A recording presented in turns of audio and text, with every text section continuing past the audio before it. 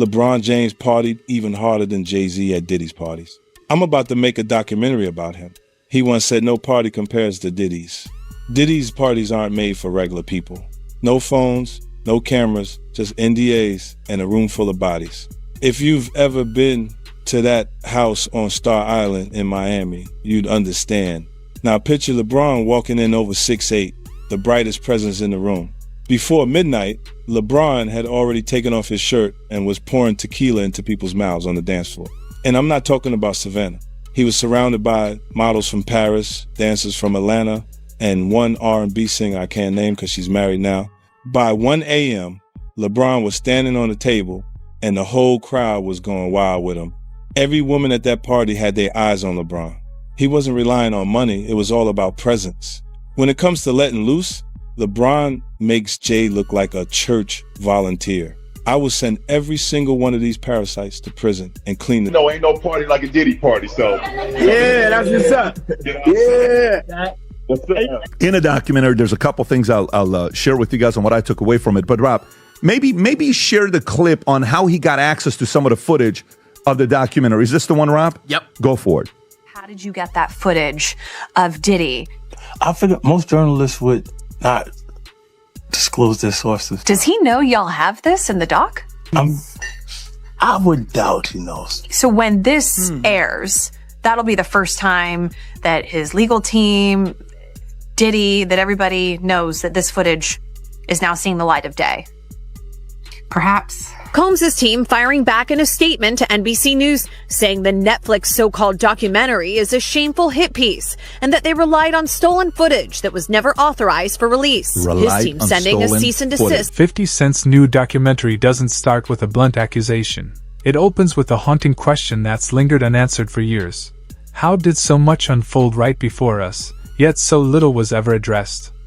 By revisiting influential figures like Diddy and icons such as LeBron James, the film reshapes well-known moments, not as random events, but as pieces of a hidden, ongoing pattern built on privileged access, deliberate silence, and a shared comfort in turning a blind eye.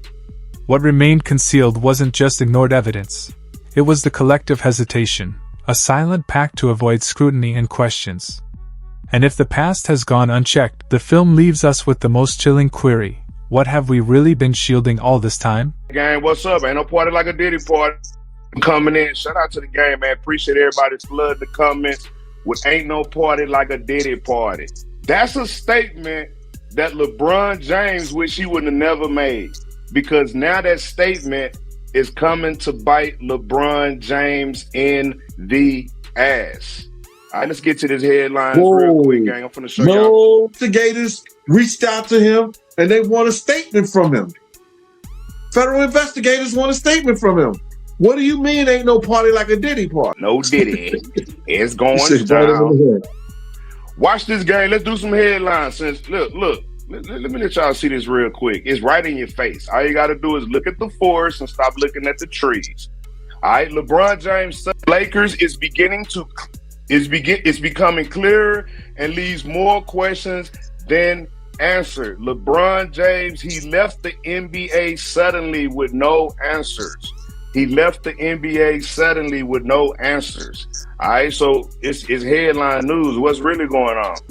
All right, LeBron James is leaving the Los Angeles Lakers. Diddy didn't just rise as an artist or an executive. He became the gatekeeper of opportunity itself. His influence thrived in exclusive parties, strategic partnerships, and private spaces where access wasn't just a privilege, but a form of currency. In these hidden realms, entertainment masked the true power at play, where influence wasn't just observed, but orchestrated behind closed doors. Okay, and this is all in 2024, gang. Look at the dates. You can go and verify this yourself. You can go to Google and Google these same titles. All I did was screenshot them for you all's pleasure.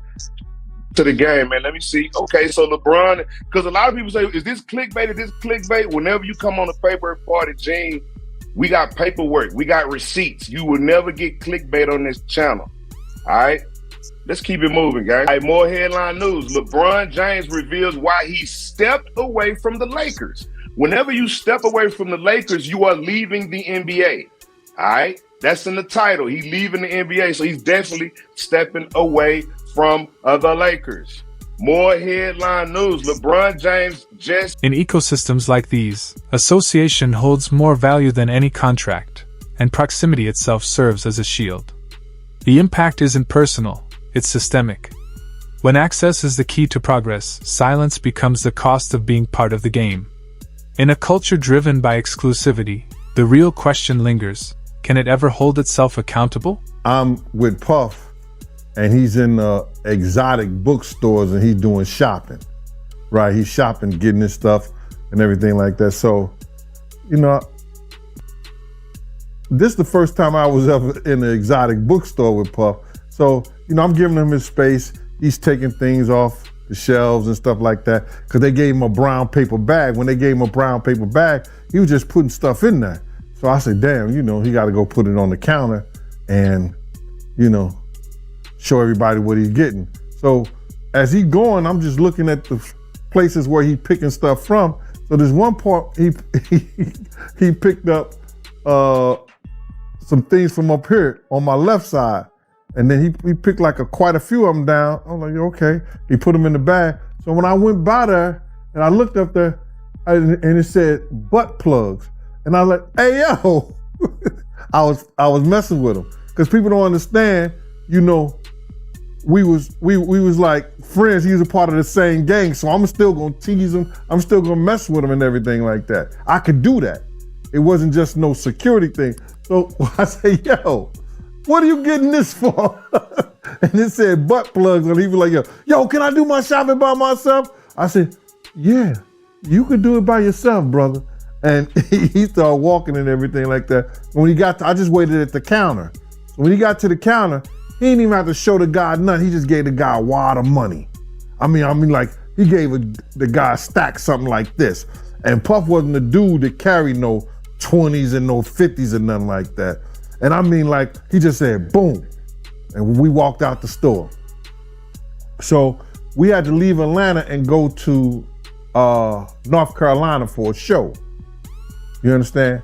And it was him, this rapper, Sarah, and this other girl. LeBron James has always represented more than just athletic excellence. He embodies a unique intersection of sports, business, and moral leadership.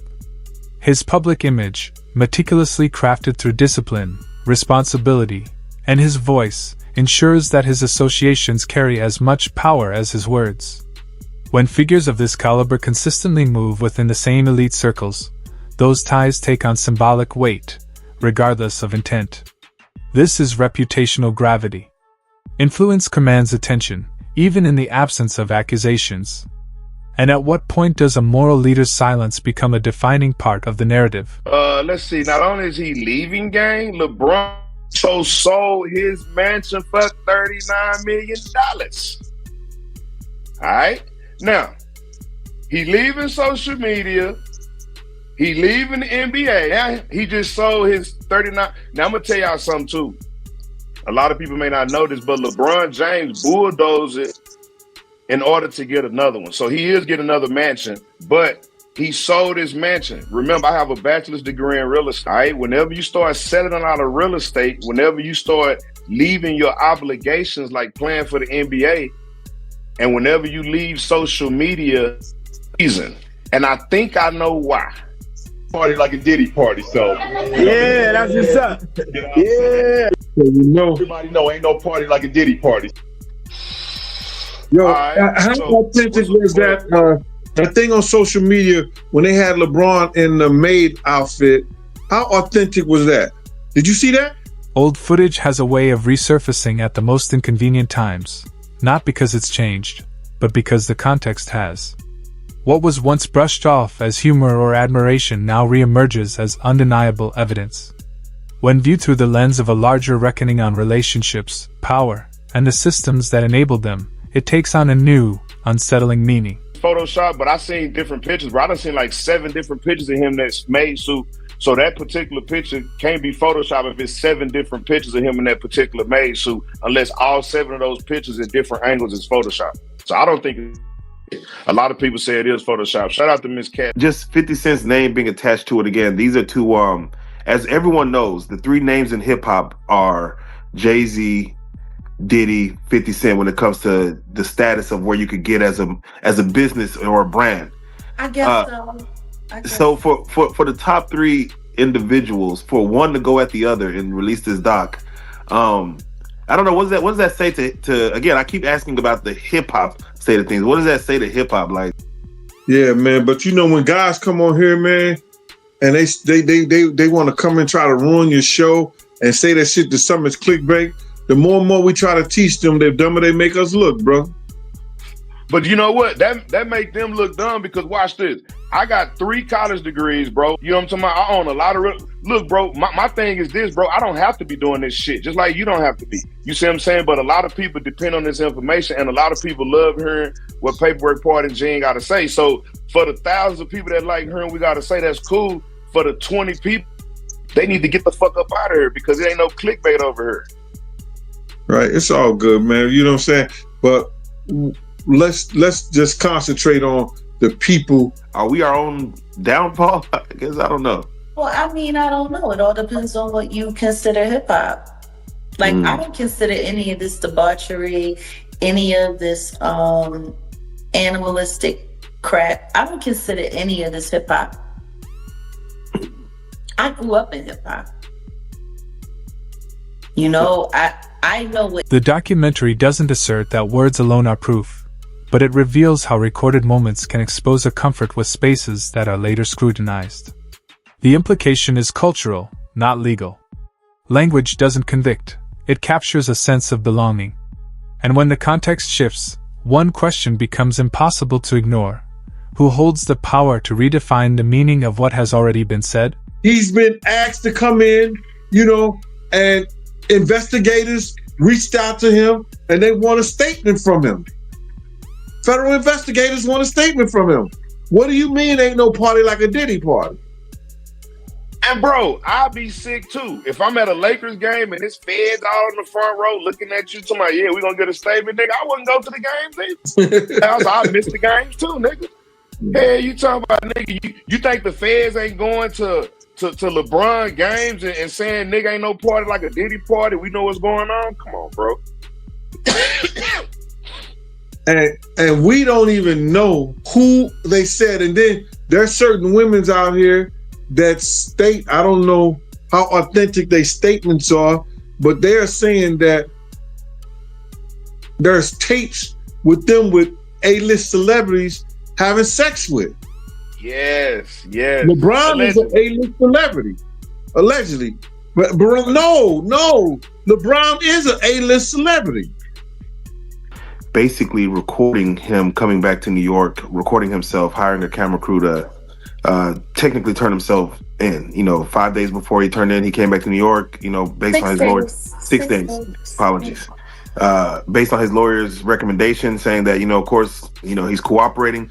But for him to be recording this, yeah, Mark Agna-Fafo, I'm calling him. Yeah. Do you think his lawyers suggest? I mean, do you think that's just Diddy hubris, or like what was that as far as him just saying, "I'm going to record this whole process"? Yeah, go ahead. Yeah. You know, we should ask. We should ask Mr. Busby. Is LeBron James next on the list to be indicted? That's what we should do. We should call Mr. Huh? You got Busby number? Yeah, I got Busby's cell number right here. We should call Busby and be like, "Hey, is LeBron?" Matter of fact, let me put the question up. The question for the day, gang. Ain't nobody trying to be funny. Will LeBron James be indicted with Diddy? That's the question for the day. Diddy done already been indicted. LeBron James say it ain't no party like a Diddy party. Busby say it's a lot of people on the list that he ain't. When official information slows, unofficial narratives race ahead.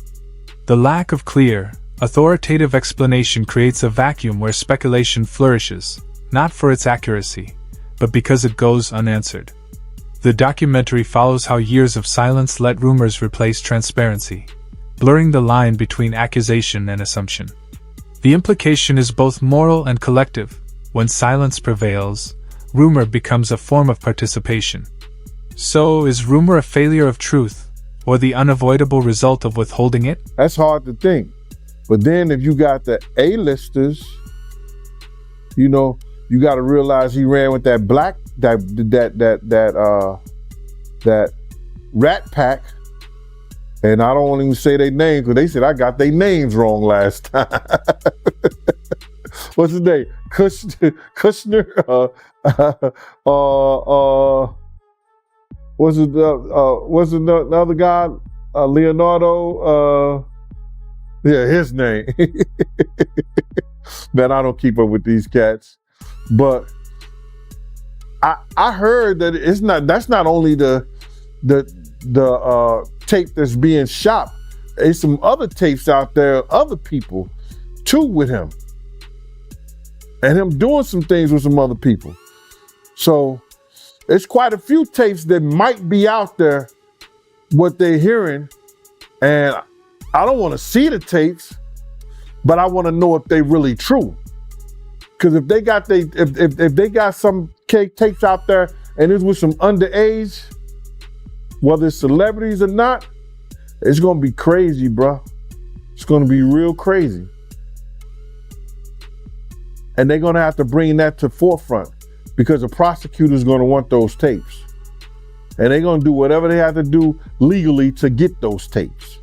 No ifs, ands, and buts about it. So we just better hope for his sake, that's just a bunch of bull crap. But then there's lawyers out there saying, yeah, the tape does exist. Lawyers got on television to say the tapes exist. I don't really know or trust that because they was trying to say he had a tape with one of the bodyguards and this lady that came out. So entertainment power rarely stays confined to one lane. It flows through music, sports, fashion, and media, connected by shared networks of influence. When figures from different realms unite socially, their collective presence forms a barrier against scrutiny. The documentary frames this not as conspiracy, but as convergence, an elite that governs itself through mutual familiarity. The implication is systemic protection, not deliberate coordination. And when influence intersects frequently enough, does accountability naturally begin to fade? Cassie doing, that's his doing, and his learned behavior from the people that mentored him. You gotta realize, man, he learned from Andre Harrell. He learned from Russell Simmons. He learned from Clyde Davis. You understand? When those people are telling you that they were heavy into the drugs, they was heavy into beating women and doing things at that age, at that crazy stage, that's gonna make him think that he could get away with the same thing that they was getting away with back then. You understand? The things that he was saying, you know, the touchy-feely between two men and all that stuff like that, man. All that, he learned that from them dudes. When I told y'all the story, when me and my man went up to Russell Simmons and he had a house and he had a man in bikini drawers in his bedroom, in his bed. You understand? Bruh, this is that he learned. I'm assuming he learned it from them. Let me put that. And I'm not gonna say alleged because I saw that for my own self. My man was with me, Slick was with me, and we saw that for our own self. You understand what I'm saying? So these are behaviors and things that with drugs and all the stuff that's going on, pills, drinking, it can make this man into a monster, and that's what it did, bruh. It made him into a monster, bruh.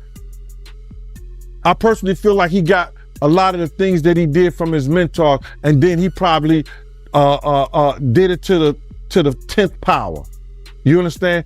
Russell Simmons admitted that he was a drug abuser.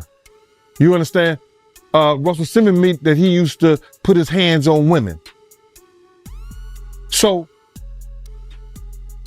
it's a learned behavior, bruh. Some of that stuff may be in him through his childhood.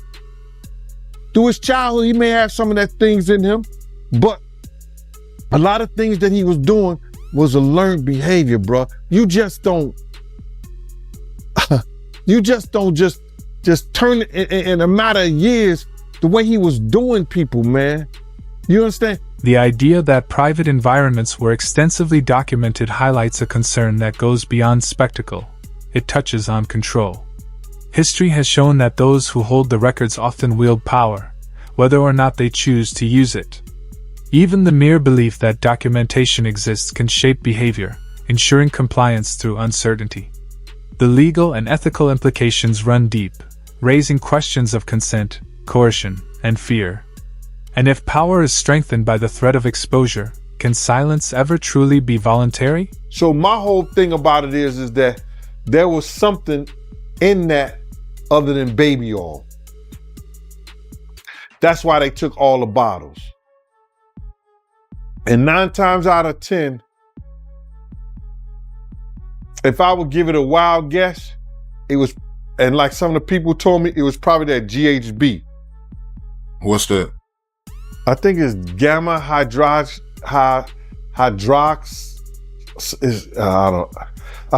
I looked it up, bro. Let me see. See if I can find it. I know this is just showing everything like that, but oh no. Let me. Yo, somebody tap dance or sing or do something. You know what I'm saying? While I'm doing this. Oh, here it go right here. It's gamma hydroxy butyric. What is it effect on the body? It's a euphoria, drowsiness, decreased anxiety, and memory impairment.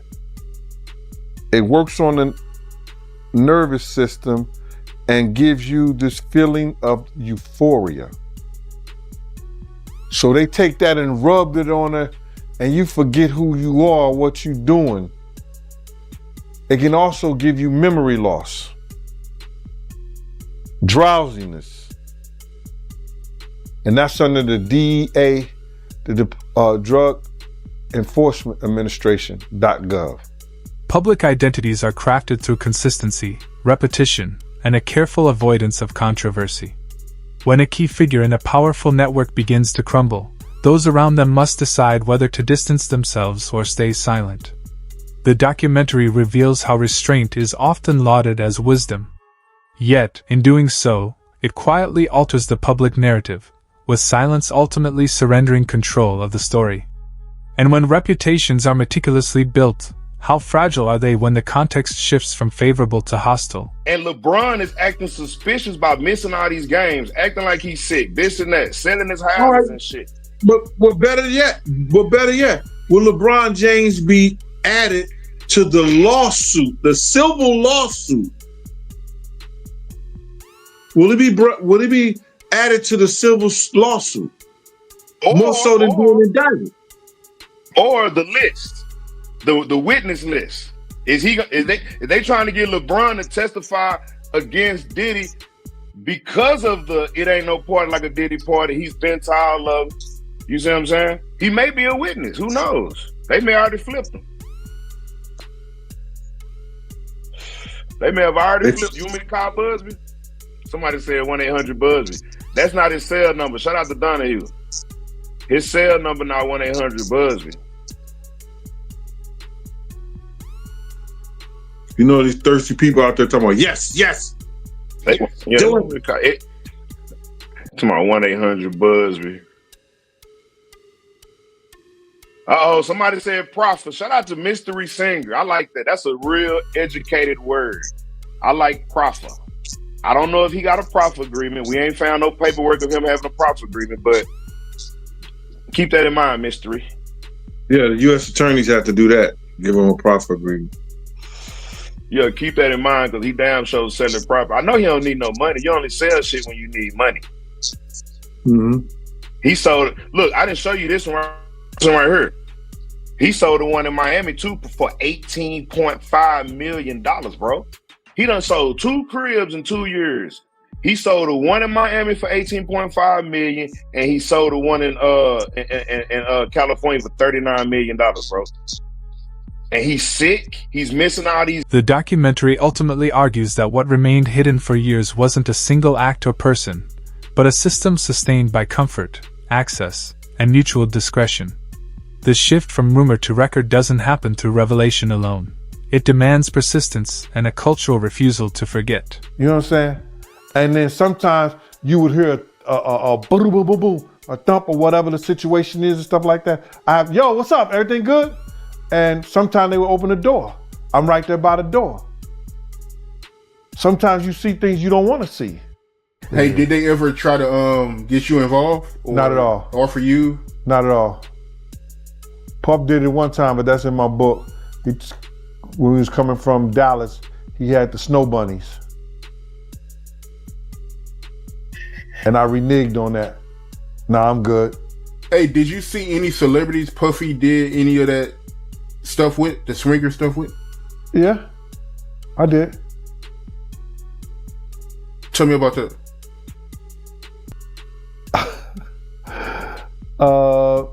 I think I told you about that. One time, him and somebody, him, Sarah, and this young girl flew from Atlanta. And they, and flying from Atlanta, we had this artist with us, right? And we were staying in the presidential suite at the hotel. And this particular artist and Puff, they told me, don't let nobody come in the room. So I said, all right, cool. So I propped my chair by the room door while they went in. So this artist's cousin knocked on the door. So I went to him and I let him in because I knew him, I see his face and everything. I seen his face several times before. He said, yo, I gotta speak to my cousin. And I said to him, I said, well, they busy right now, man. And they told me don't let nobody come in the room. He said, yo, I'm going in the room to get my cousin out. And I said, bruh, you ain't going in the room, get your cousin out. They told me nobody could go in the room. So he said, I don't care who you are, what you doing like that. I'm going to get my cousin. He went to go and try to open the room. I grabbed his ass, joked him up, and slammed him on the piano. And then next thing you know, Puff and this artist run out the room naked. And so then I said, I see the artist trying to grab a towel. Puff didn't give a shit. And the artist like, yo, what's wrong? What's going on? What's going on? He's like, yo, G, that's my cousin. And I was like, yo, my man, he was trying to get in the room and y'all told me don't let nobody come in this room. Jesus Christ gonna have to come take the Puff. No, Jesus gonna have to take the air out of my body if anybody coming in that room. And Puff just looked at the artist and the artist said, the tension remains intentionally unresolved. In elite circles, accountability rarely arrives swiftly or clearly. When everyone knows but no one speaks, who ultimately holds the responsibility to voice the truth?